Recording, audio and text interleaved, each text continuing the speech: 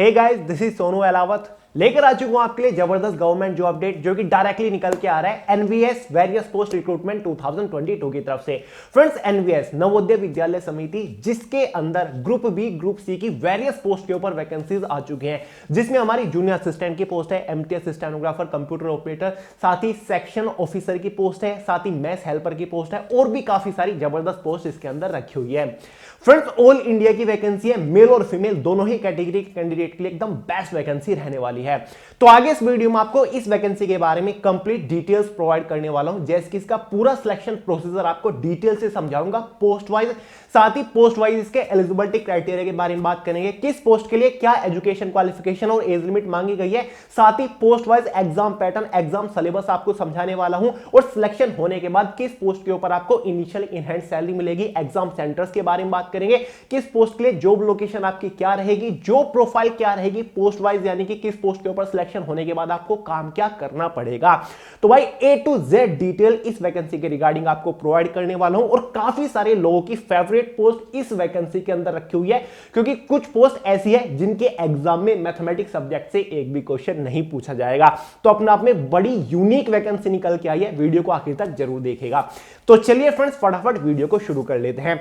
उससे पहले आपको इन्फॉर्म कर दूं, जो हमारी लास्ट 12 मंथ की करंट अफेयर की बुक का इंग्लिश और हिंदी एडिशन है, इसका लास्ट स्टॉक बचा हुआ है ऑनलाइन लोगों के लिए। जो ऑनलाइन कैंडिडेट परचेज करे बिना रह गए हैं, फटाफट परचेज कर लीजिए और प्रिपरेशन शुरू कर दीजिए, क्योंकि अब स्टॉक केवल ऑफलाइन के लिए ही रहने जा रहा है। तो फटाफट परचेज कर लीजिएगा, लिंक डिस्क्रिप्शन बॉक्स में, चांस हाथ से मत जाने दीजिएगा, ठीक है। फ्लिपकार्ट के ऊपर भी अवेलेबल है। लास्ट 12 मंथ के करंट अफेयर इसके अंदर कवर किए हुए हैं।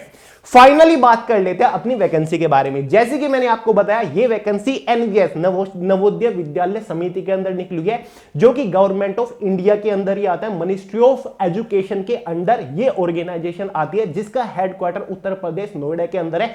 लेकिन ऑल ओवर इंडिया के अंदर बहुत सारे इसके रीजनल ऑफिसेज भी हैं और ऑल ओवर इंडिया के अंदर बहुत सारे जवाहर नवोदय विद्यालय के नाम से है। लगभग 750 से ज्यादा ये विद्यालय इसके ऑल इंडिया के अंदर है। हर स्टेट के अंदर, हर शहर के अंदर इसके एक तरीके से ब्रांचेस रखी हुई हैं, ऐसा हम बोल सकते हैं। तो बात कर लेते हैं सबसे पहले टोटल नंबर ऑफ वैकेंसीज के बारे में। सभी पोस्ट को मिलाकर टोटल नंबर ऑफ वैकेंसी यहां पर 1925 निकली हुई है, जो कि डिफरेंट पोस्ट के अकॉर्डिंग डिवाइड की हुई है, डिफरेंट कैटेगरी के अकॉर्डिंग डिवाइड की हुई है। बात कर लेते हैं पोस्ट और वैकेंसीज के बारे में, किस पोस्ट के लिए इसमें क्या वैकेंसी रखी हुई है। सबसे पहली पोस्ट हमारी है JSA, यानी कि जूनियर सेक्रेटरीट असिस्टेंट। इसके लिए टोटल नंबर ऑफ वैकेंसी 630 निकली हुई है। साथ ही एक हमारी MTS मल्टीटास्किंग की पोस्ट है, जिसके लिए टोटल नंबर ऑफ वैकेंसी 23 निकली हुई है। एक हमारी स्टेनोग्राफर की वैकेंसी है, 22 वैकेंसी है टोटल नंबर। साथ ही असिस्टेंट सेक्शन ऑफिसर की बहुत ही बढ़िया पोस्ट है, 10 वैकेंसी इसके लिए रखी है। ऑडिट असिस्टेंट की पोस्ट है, 11th वैकेंसी यहां पर रखी हुई है। साथ ही मैथ्स हेल्पर की एक पोस्ट है, जिसमें 629 वैकेंसी रखी हुई है। और भी कुछ पोस्ट है, लेकिन उन पोस्ट लिए थोड़ी एजुकेशन क्वालिफिकेशन हायर मांगी हुई है, जैसे कि कंप्यूटर ऑपरेटर है, वहां पर आपके पास 1 साल का कंप्यूटर का सर्टिफिकेट होना चाहिए। बाकी जिन लोगों के पास है वो भी एक अच्छी पोस्ट है। तो इन सभी पोस्ट के बारे में हम बात करेंगे, क्योंकि इन पोस्ट के लिए ज्यादातर 12 पास मांगा हुआ है, कुछ पोस्ट के लिए 10 पास मांगा हुआ है, और जो थोड़ी सी हायर लेवल की पोस्ट है, जैसे कि असिस्टेंट सेक्शन ऑफिसर, उसके लिए बैचलर डिग्री मांगा हुआ है। तो एजुकेशन क्वालिफिकेशन का कोई खास इशू यहां पर नहीं बनेगा। क्लियर है, समझ गए। आगे post wise education qualification, age limit भी आपको बताऊंगा। फाइनली बात कर लेते हैं इसकी इंपोर्टेंट डेट्स के बारे में। फॉर्म जो इसके स्टार्ट हो चुके हैं वो 12 जनवरी 2022 से हो चुके हैं। फॉर्म की जो लास्ट डेट रहेगी वो 10 फरवरी 2022 रहने वाली है। साथ ही जो आपकी एग्जाम होगा, एग्जाम डेट ऑफिशियल नोटिफिकेशन में दे रखी है। एग्जाम इसका 9 से लेकर 11 मार्च 2022 के बीच में होने वाला है। कंप्यूटर बेस्ड ऑनलाइन एग्जाम आपका होगा। ऑफिशियल डेट एग्जाम में नोटिफिकेशन में दे रखी है। भाई तैयारी शुरू कर दीजिए। बात कर लेते हैं भाई इसके फॉर्म फीस के बारे में। देखिए, जो हमारी MTS और मैथ्स हेल्पर वाली पोस्ट है, उसके लिए 750 जनरल OBC वालों के लिए फीस चार्ज की गई है। साथ ही जो हमारी ऑल अदर ग्रुप सी की पोस्ट है, जैसे कि हमारी जूनियर असिस्टेंट सेक्रेटरी की पोस्ट है, बाकी जो ग्रुप सी की पोस्ट है उनके लिए 1000 रुपए फॉर्म फीस चार्ज किए गए जनरल OBC वालों के लिए, और ST SC कैटेगरी वालों के लिए यहां पर कोई भी फॉर्म फीस चार्ज नहीं किए गए। फॉर्म फीस केवल जनरल OBC वालों कैटेगरी के लिए रखी गई है। समझ गए, ठीक है। फाइनली बात कर लेते हैं भाई पोस्ट वाइज एजुकेशन क्वालिफिकेशन और एज लिमिट के बारे में। सबसे पहले उठाते हैं हमारी जूनियर सेक्रेटरीट असिस्टेंट वाली पोस्ट। इसके लिए जो एज लिमिट रखी गई है वो 18 टू 27 ईयर जनरल कैटेगरी वालों के लिए रखी गई है, और जो आपकी एज कैलकुलेट होगी सभी पोस्ट के लिए वो एज ऑन 10 फरवरी 2022 तक होने वाली है। तो ये कट ऑफ डेट दे रखी है, ठीक है। तो जेएसए की एज लिमिट हो गई, और जेएसए की पोस्ट के लिए जो आपका एजुकेशन क्वालिफिकेशन मांगा हुआ है वो 12th पास मांगा हुआ है। अगर आपने 12th पास कर रखा है तो आप जूनियर सेक्रेटरी असिस्टेंट वाली पोस्ट के लिए फॉर्म अप्लाई कर सकते हैं। सबसे ज्यादा वैकेंसी इसके लिए ही रखी हुई है, लगभग 630 यहां पर टोटल नंबर ऑफ वैकेंसी रखी हुई है। 2 पोस्ट इसकी अलग अलग एक ही नाम से अलग अलग जगह निकली हुई, एक हेडक्वार्टर में पोस्ट है, लगभग 8 वैकेंसी है, और साथ ही बाकी 622 वैकेंसी रीजनल ऑफिस और जवाहर नवोदय विद्यालय के अंदर निकली हुई है। तो भाई ग्रेट पोस्ट है। साथ ही टाइपिंग टेस्ट भी आपका एग्जाम के बाद होगा, जिसमें इंग्लिश की टाइपिंग की स्पीड 30 वर्ड पर मिनट होनी चाहिए, या फिर हिंदी की टाइपिंग स्पीड 25 वर्ड पर मिनट होनी चाहिए। अगर आपको फिलहाल टाइपिंग नहीं आती फिर भी आप फॉर्म अप्लाई कर सकते हो, क्योंकि एग्जाम देने के बाद आपको टाइपिंग सीखने का टाइम मिल जाएगा, और टाइपिंग कोई खास ज्यादा इसमें नहीं मांगी गई है। 30 और 25 होती कितनी है, बहुत आराम से निकाल के लेके आ जाओगे, ठीक है। बाकी प्रोसीजर आगे बात करेंगे एग्जाम वगैरह के बारे में, पहले एलिजिबिलिटी क्राइटेरिया देख लेते हैं अदर पोस्ट का। अब बात करते हैं एमटीएस की जो पोस्ट है और साथ ही मैथ्स हेल्पर की जो पोस्ट है। इन दोनों पोस्ट के लिए एज लिमिट 18 से 30 साल यहां पर जनरल कैटेगरी वालों के लिए रखी गई है, और 10th पास कैंडिडेट एमटीएस और मैथ्स हेल्पर वाली पोस्ट के लिए फॉर्म अप्लाई कर सकते हैं। स्टेनोग्राफर की पोस्ट के लिए 18 टू 27 ईयर यहां पर एज लिमिट रखी गई है, और सभी 12th पास कैंडिडेट स्टेनोग्राफर की पोस्ट के लिए फॉर्म अप्लाई कर सकते हैं। साथ ही असिस्टेंट सेक्शन ऑफिसर की पोस्ट के लिए 18 से 30 साल एज लिमिट रखी गई है। जिन लोगों ने कोई भी बैचलर डिग्री पास कर रखी है वो असिस्टेंट सेक्शन ऑफिसर की पोस्ट के लिए फॉर्म अप्लाई कर सकता है। साथ ही हमारी ऑडिट असिस्टेंट की पोस्ट है, 18 से 30 साल एज लिमिट रखी गई है, बैचलर डिग्री इन कॉमर्स यानी कि आपने बीकॉम वगैरह कर रखा हो। तो भाई ये आपका पोस्ट वाइज एलिजिबिलिटी क्राइटेरिया होगा। और एक और चीज मैं आपको बता दूं, ये जनरल कैटेगरी वालों के मैंने आपको एज लिमिट बताई, एसटी एससी ओबीसी वालों को अपनी एज में रिलैक्सेशन देखने को मिल जाएगा। ओबीसी वालों को 3 ईयर का मिलेगा, एसटी एससी वालों को 5 ईयर का रिलैक्सेशन देखने को मिल जाएगा। बाकी पीडब्ल्यूडी वालों के लिए भी यहां पर एज में रिलैक्सेशन रखा हुआ है। क्लियर हो गया एलिजिबिलिटी क्राइटेरिया। फाइनली बात कर लेते हैं भाई इसके सिलेक्शन प्रोसीजर के बारे में, यानी कि जब आप इनमें से किसी भी पोस्ट के लिए फॉर्म अप्लाई कर दोगे तो फाइनल सिलेक्शन लेने तक आपको किस किस स्टेज से होकर गुजरना पड़ेगा। तो डिटेल से बात करते हैं। और हां, अगर आप एक से ज्यादा पोस्ट के लिए एलिजिबल है तो आप हर एक पोस्ट के लिए भी फॉर्म अप्लाई कर सकते हैं। मान के चलो अगर आप जीएसए वाली पोस्ट के लिए भी एलिजिबल है, आप एमटीएस वाली पोस्ट के लिए भी एलिजिबल है, आप असिस्टेंट सेक्शन ऑफिसर वाली पोस्ट के लिए भी एलिजिबल है, आप तीनों पोस्ट के लिए फॉर्म अप्लाई कर सकते हैं। बशर्ते आपको फॉर्म अलग अलग अप्लाई करना पड़ेगा, यानी कि आपको हर बार हर पोस्ट के लिए फॉर्म अप्लाई करने के लिए अलग फॉर्म फीस पे करनी पड़ेगी, और आपका एग्जाम भी अलग अलग दिन ही होगा। क्लियर है, समझ गए। फाइनली बात कर लेते हैं सबसे पहले जेएसए जूनियर सेक्रेटरी असिस्टेंट वाली पोस्ट का सिलेक्शन प्रोसीजर क्या रहेगा। इस पोस्ट में आपका जो सिलेक्शन प्रोसीजर है वो 2 स्टेज के ऊपर टिका हुआ है। पहले में आपका इसमें सीबीटी होगा, यानी कि 130 मार्क्स का आपका एक एग्जाम होगा। उसके बाद आपका इसमें टाइपिंग टेस्ट होगा, और उसके बाद आपकी फाइनल मेरिट बनेगी जो कि डिसाइड करेगी कि आपका फाइनल सिलेक्शन हुआ कि नहीं। तो चलिए डिटेल से बात करते हैं इस पोस्ट के एग्जाम पैटर्न के बारे में। उससे पहले आपको एग्जाम सेंटर के बारे में बता दूं, ऑल ओवर इंडिया के अंदर डिफरेंट बड़े बड़े शहरों के अंदर डिफरेंट स्टेट्स के अंदर एग्जाम सेंटर यहां पर रखे हुए हैं। जैसे कि आप नोटिफिकेशन में स्क्रीन के ऊपर देख रही हो, ये लगभग 80 के आसपास यहां पर एग्जाम सेंटर्स इंडिया के अंदर रखे हुए, यानी कि आपको अपने होम स्टेट के अंदर अपने आसपास एग्जाम सेंटर मिल जाएगा। तो एग्जाम सेंटर की प्रॉब्लम छोड़ दीजिए, बात कर लेते हैं जेएसए वाली पोस्ट के एग्जाम पैटर्न के बारे में। तो भाई जो आपका एग्जाम पैटर्न डिवाइड किया हुआ, टोटल 5 पार्ट में डिवाइड किया हुआ, यानी कि 5 सब्जेक्ट से आपके क्वेश्चन पूछे जाएंगे जीएससी वाली पोस्ट के लिए, जिसमें पहला सब्जेक्ट आपका मेंटल एंड रीजनिंग एबिलिटी रहेगा। इससे टोटल 20 ही क्वेश्चन आएंगे। एक क्वेश्चन के लिए 1 मार्क आपको दिया जाएगा, तो 20 मार्क्स का आपका ये सेक्शन हो गया। दूसरा सब्जेक्ट आपका क्वांटिटेटिव एप्टीट्यूड रहेगा, जिससे टोटल 20 क्वेश्चन आएंगे 20 मार्क्स के अंदर ही। साथ ही जनरल अवेयरनेस और करंट अफेयर का सेक्शन आएगा, इससे 30 क्वेश्चन आएंगे 30 मार्क्स के अंदर ही। चौथा सेक्शन आपका लैंग्वेज कंपोटेंसी टेस्ट होगा, जिसमें आपकी हिंदी और इंग्लिश का होगा। हिंदी से भी 15 क्वेश्चन आएंगे, इंग्लिश से भी 15 क्वेश्चन आएंगे।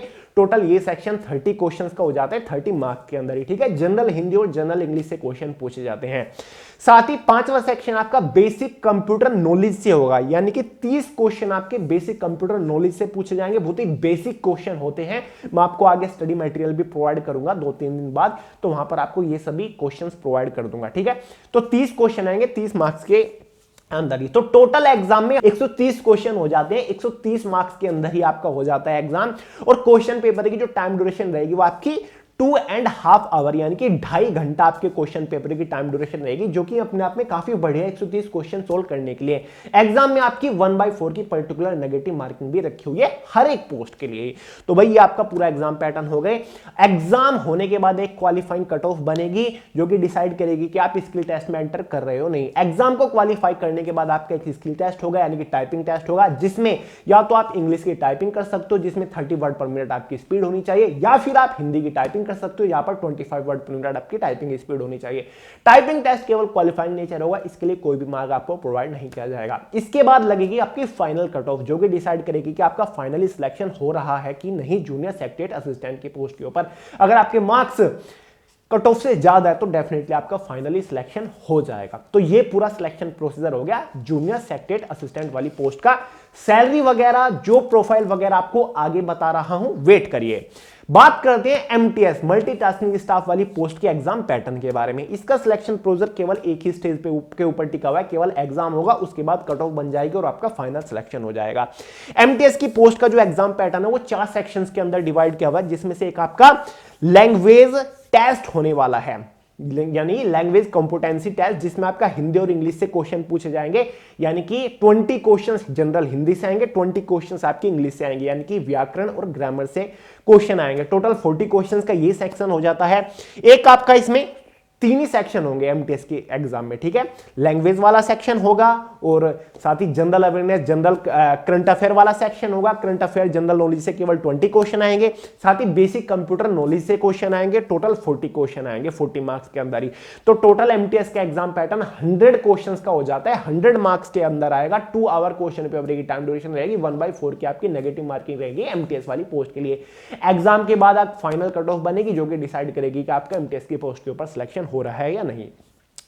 थर्ड पोस्ट है हमारी स्टेनोग्राफर की। स्टेनोग्राफर के लिए अगर आप अप्लाई कर रहे हो तो इसका जो एग्जाम पैटर्न है वो 3 सेक्शंस के अंदर डिवाइड किया हुआ है, जिसमें से एक लैंग्वेज कॉम्पिटेंसी टेस्ट है, यानी कि हिंदी और इंग्लिश से 20-20 क्वेश्चन आएंगे।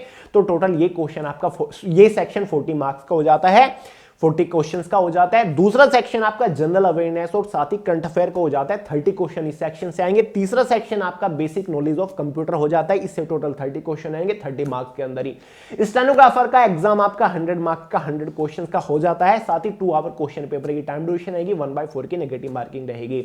स्टेनोग्राफर एग्जाम के बाद एक कट ऑफ बनेगी जो कि डिसाइड करेगी कि आप इसके स्किल टेस्ट के लिए क्वालिफाई कर रहे हो या फिर नहीं। स्किल टेस्ट में आपका स्टेनोग्राफी टेस्ट होगा, हिंदी में दे सकते हो या फिर इंग्लिश में दे सकते हो।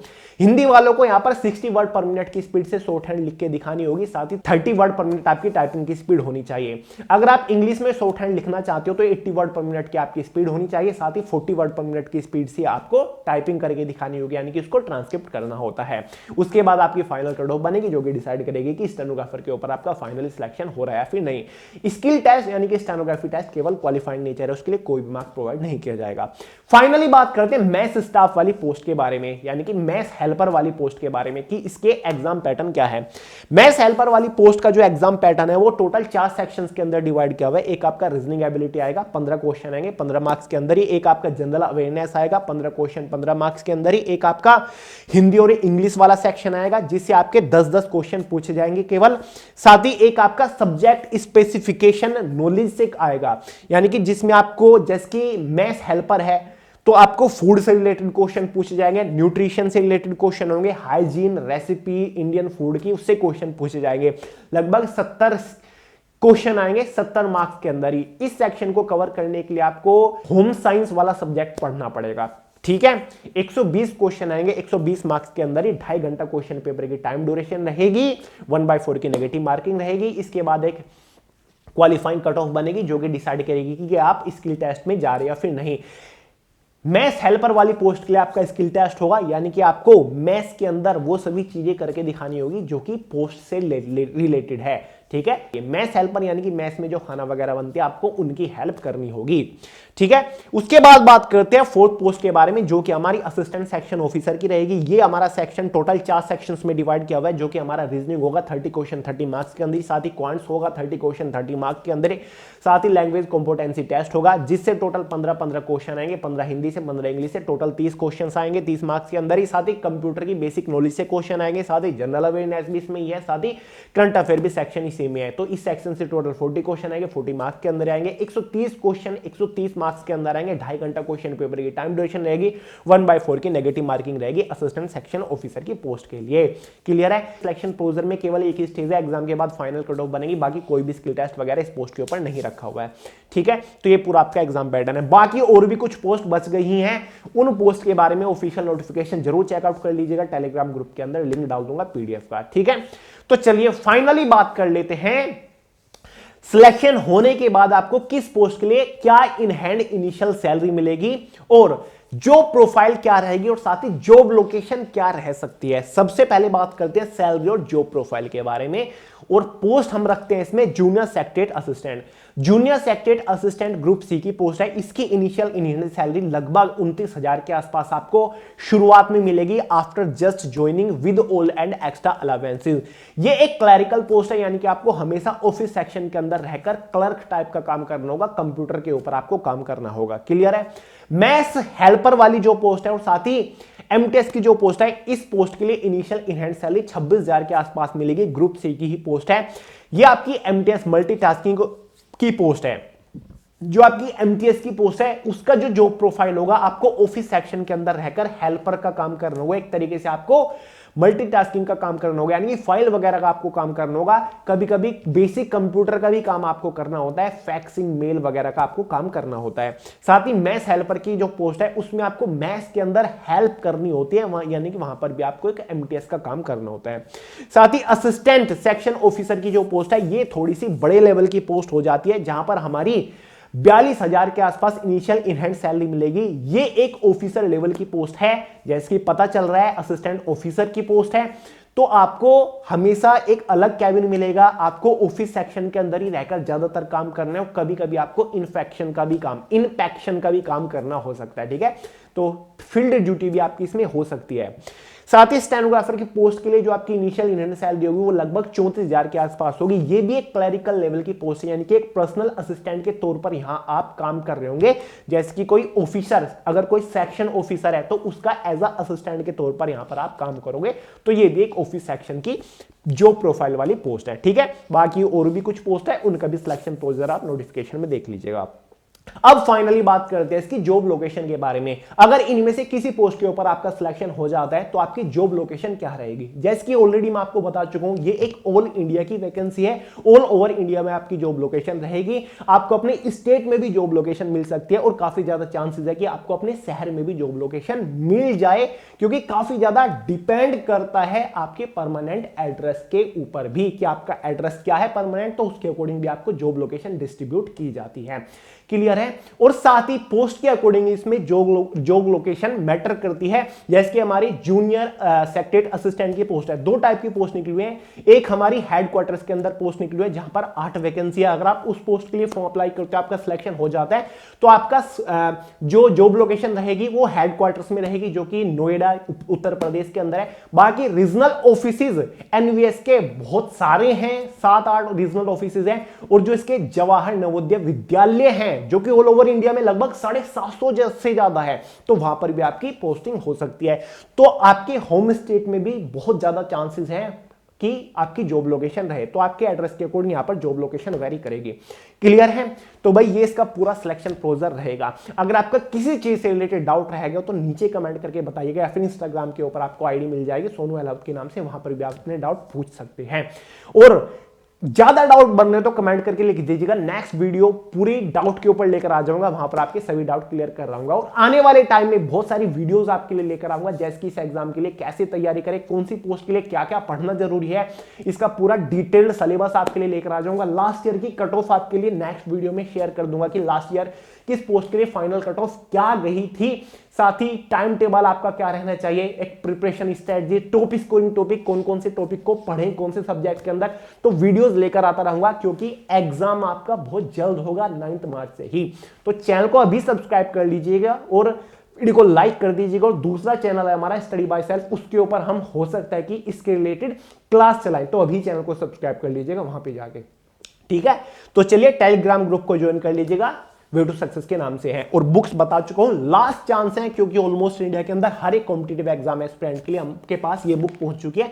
करंट अफेयर की, पूरे साल का करंट अफेयर डिटेल से टॉपिक वाइज कवर किया हुआ है। ये हमारा इंग्लिश एडिशन है, ये हमारा हिंदी एडिशन है। लिंक डिस्क्रिप्शन बॉक्स में, फटाफट परचेज कर लीजिएगा, टाइम नहीं है क्योंकि ऑनलाइन ऑलमोस्ट सबके पास पहुंच चुकी है, कुछ ही लोग बचे होंगे। अब हम इस स्टॉक को ऑफलाइन में निकालने वाले हैं। क्लियर है?